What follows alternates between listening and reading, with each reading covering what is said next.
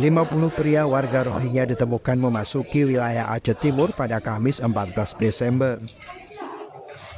Salah seorang dari mereka yang bisa berbahasa Indonesia mengaku mereka menjadi korban penipuan oleh agen.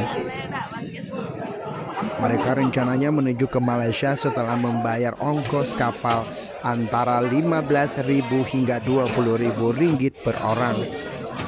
Menurut Muhammad Sulaiman, mereka yang berasal dari Myanmar tidak tahu jika diturunkan di Aceh Timur, Indonesia, karena tujuan mereka ke Malaysia untuk mencari pekerjaan.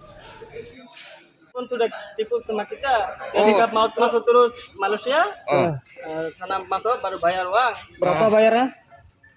Itu ringgit? Malaysia 50.000. Tapi ada orang lain-lain. Ada kadang orang 15.000. 15.000. Ada orang 15.000 ringgit. ya, Satu orang. ada orang 20.000. Malaysia 20.000 uang lah. Perdagangan manusia. Karena ada itu ada lain-lain karena lah. Oh iya. Mau masuk Malaysia kerja. Oh, mau masuk Malaysia Ya. kerja. You orang ada buat kad UNHCR? UNHCR? Tak ada buat. Tak ada buat. Semua orang tak ada. Saat ini para pendatang ilegal ini masih menempati gedung ID Sport Center di ID Raya Aceh Timur.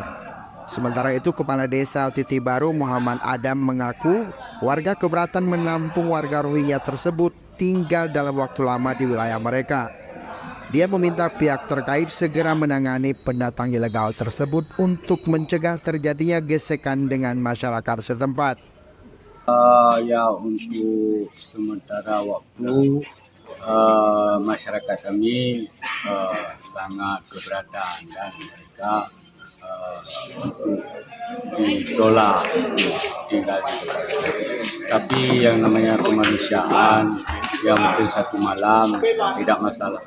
Mungkin besok kita himbau kepada pihak terkait seperti UNHCR, IOM dan pihak terkait lainnya untuk fasilitasi mereka ke tempat yang telah disediakan. Gelombang pendatang warga Rohingya asal kamp pengungsian di Bangladesh dalam 2 bulan terakhir terus memasuki wilayah Aceh. Dari Aceh Timur, Mahyudin melaporkan untuk Aceh Video.